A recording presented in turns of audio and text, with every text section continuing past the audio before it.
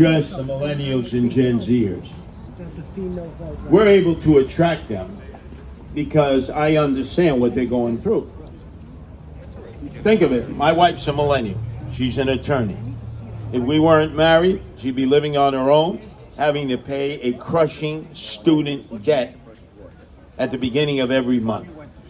And I know we all say, oh, no, bargain made, bargain follow through. We didn't have this when we went to school in the 60s. You could actually get into City University through meritocracy if you passed the test and not pay for anything. The crushing cost of a college education. We convinced our children and grandchildren, get your 4 years and your graduate degree in 2, become a professional, maybe a CPA license, maybe a financial analyst, maybe a lawyer, and you'll be making $155,000 to start. That's nice to start.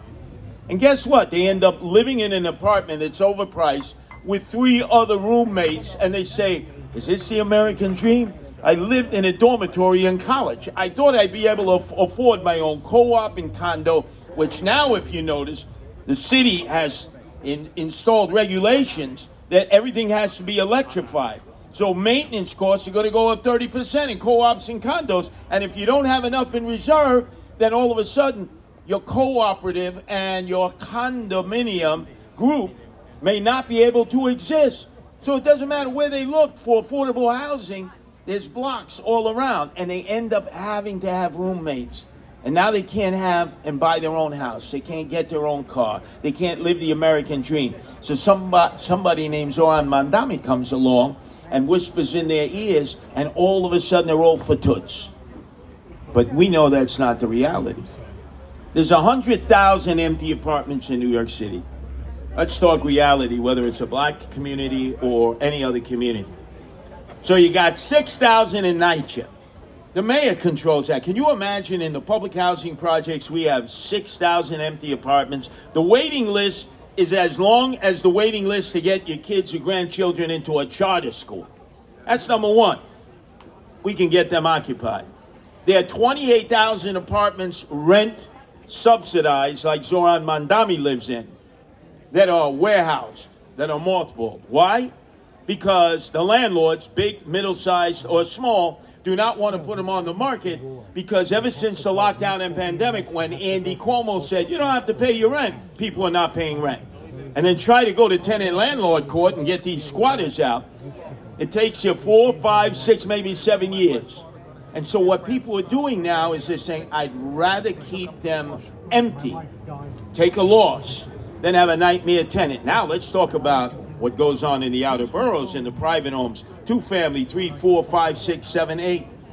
Landlords, when somebody dies or moves out, are now keeping the apartments vacant because they don't want a tenant who may not pay the rent.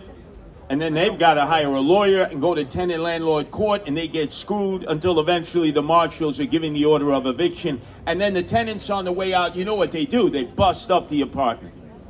So there's 100,000 empty apartments. They could be put on the market relatively quickly. As mayor, it's my job to sit with all these different kind of landlords and figure out what they need. But I know what they need. Help in tenant landlord court. We pay for the legal aid lawyers. We pay for the deadbeat tenants and the squatters. Well, that's going to end. Now we're going to support the small landlords. And if you're a deadbeat, you're going to get kicked to the curb. Tough noogies, move to Chattanooga, Tennessee, and see if you can pull it there, where in 3 days they'll have you evicted and out of that apartment. Oh, no, we're leveling the playing field. That'll put close to 100,000 available apartments in the marketplace, and that is part of affordability, supply and demand. We are not going to give these developers 40-year tax abatements to put up a high-rise apartment building in your neighborhood, ruin your residential area, and you know they're never going to create affordable housing.